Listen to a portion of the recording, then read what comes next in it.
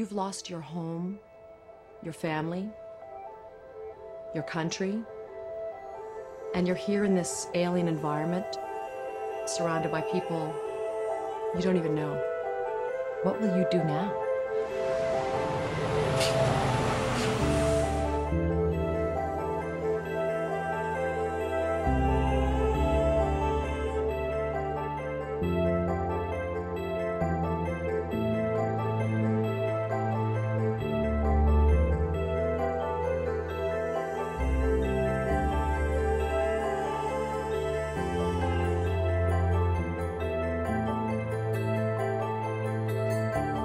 What would your parents think if they were here?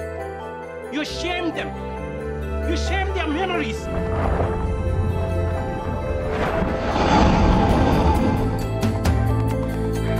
I know you have suffered a terrible loss. More than anyone should ever have to bear. You shouldn't be alone out there. You need a home. You need a family.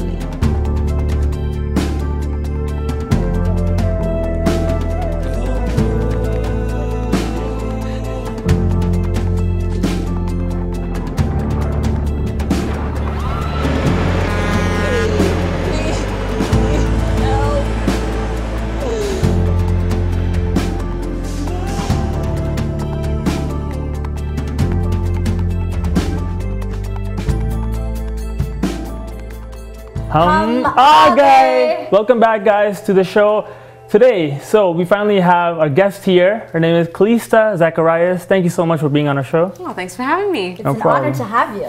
Thanks. So Kalista, you've done so many different, forms of art, such as commercials, dancing, and main thing being acting. Tell us. Let's go back right to the beginning. How did you get started into acting? Well, I started performing at a very young age, but acting, I would say, mainly as a co-host on a talk show in Europe, and that would be in 1996. So yeah, that's been a while. Growing up, where did you grow up? I grew up for the first 10 years of my life in Africa, and that was a real joy because you get to see a whole different landscape than what you see here in Canada. Mm-hmm. And then my entire family immigrated to Canada, and I went and did my schooling abroad in Europe. And you were telling us there was a little bit of modeling involved before Yes. the co-hosting came. That's an interesting story. Can you tell us about that? Well, I was living in Europe, and a photographer spotted me, and at the time I was the only dark-skinned girl living in a population of 3 million people, and said, you should do a photo shoot with me. And what turned out to be just a fun thing ended up being the cover shoot.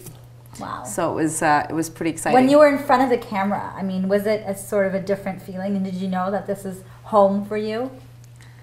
I don't think I've ever shied from performing, probably because growing up, 3 days a week, I had to go for dance classes, and parents were always watching. And then we had our recitals or, performances that we did for the community or events, and that was always in front of a large audience. So I don't think I've ever really shied away from performing, and it didn't really feel very awkward.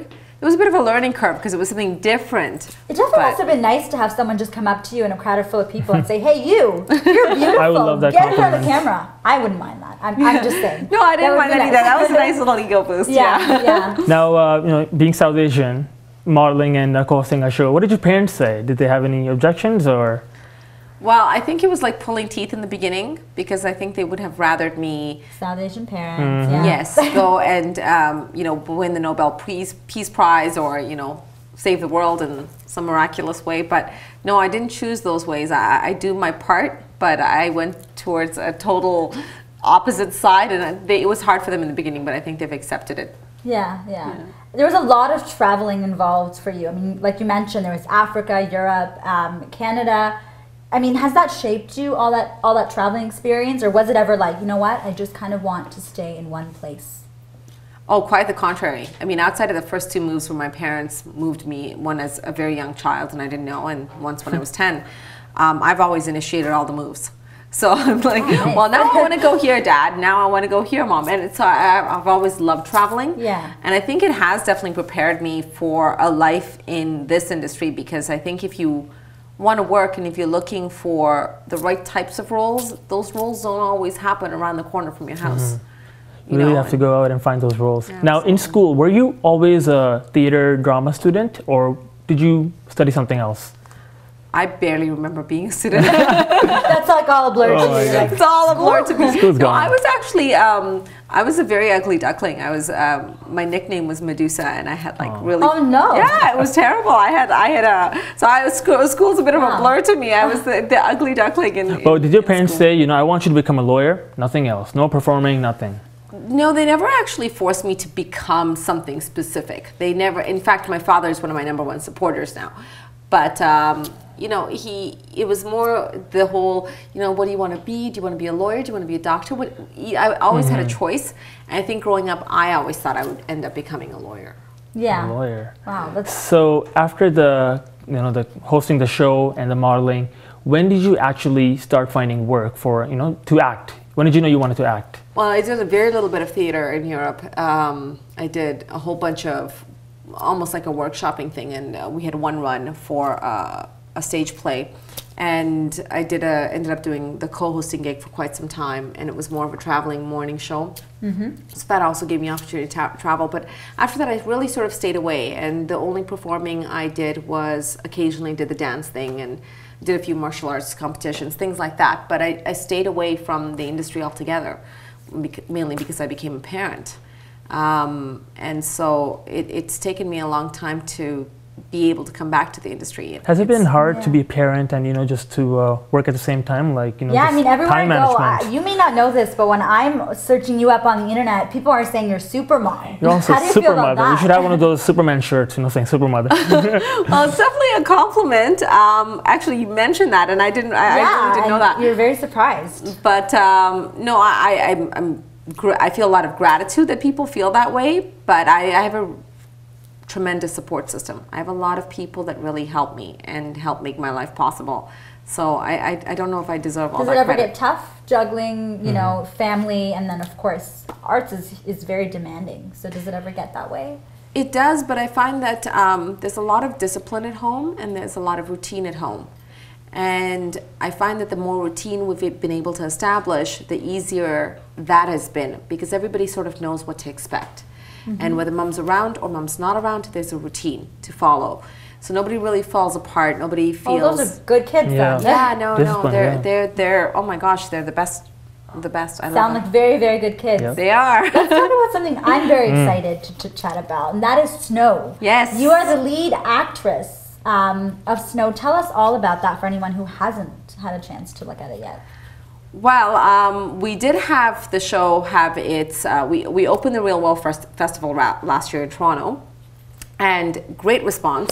But yeah, so it's been exciting. It's been really great. We've had a lot of great reviews and a lot of support. Our sponsors have been amazing for each showing, and then we've of course a Telefilm and now Kino Smith behind us. So The it's story great. is a very powerful one. I mean, without giving away too much, what can you tell us about the story? The story is really a universal story. It's a beautiful story, and although the story is told through a South Asian person, I think it's applicable to a very large audience, and I think of any ethnicity, really, because the story is about the aftermath after such a tragic loss. And in this particular situation, we've used the background, the setting as, you know, a survivor from the tsunami.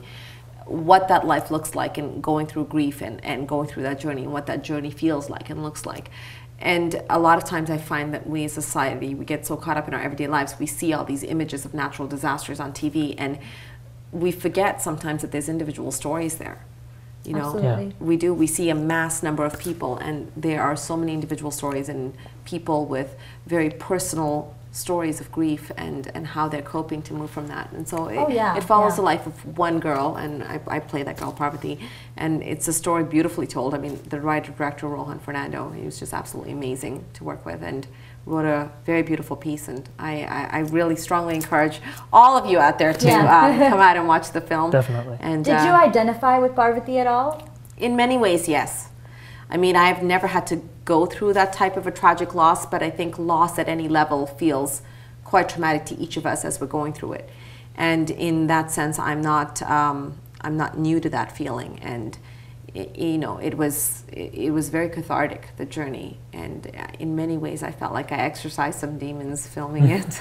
Wow. So you really went the extra mile. You really researched and, you know, something out of the box, this role. So what kind of roles do you think do you want to do in the future? Do you want to explore comedy, action, or something as realistic as this? I think as long as the role is well written and there's a growth to the character and there's a challenge for me to become that character, I would consider it a worthwhile role to pursue. So I don't really know if I'm picky about, you know, action or comedy or rom-coms. Or, you know, I'm not specific about that. I think it's more specific to the project and how it's done, how it's written. Now, something that many people might not know is you're trained in martial arts, which is very interesting. Which I think is an interesting combination. Modeling, when you're on the runway, Well, then you do a final kick, you know, because, you know, Taekwondo and martial arts. I think it's very interesting. Well, how did that happen? I was like very much so a tomboy growing up. Don't let this fool you. I could never guess. No, I was the youngest of 3 girls, and my dad always wanted a boy, so I was the boy in the family. I did everything boy I could possibly do. And all of a sudden, you know, there was puberty, and all of a sudden I was a girl, and I had to be a girl, and I had to do now what? Yeah, now what do I do? So yeah, it was about, you know, really trying to balance my life, and the whole modeling and the dance and everything was great, but it just catered to one side of my personality, and then there was this whole other one that was starving and needed attention. So is a bit of you still a tomboy, or you're past that stage now? absolutely, Yes?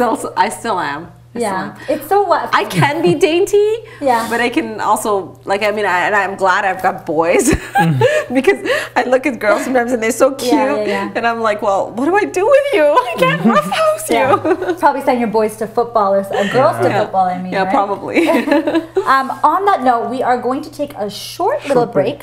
We're going to keep chatting. But course. Kalista, do you Bollywood at all, or any songs? Pakistani music? Or You know what? I don't love have listening time? to it, but no one exposes me to it, so I don't know Who any of the exposed you to names. Bollywood music? Well, you're on MastOne. This is Exactly. the time to be exposed. You and I will talk about it on the break. We're mentioning that there was a song that you liked. Yes, there is. Rang De, I think it's called. Rang Rang De. Rang Mere Rang. I think that's it.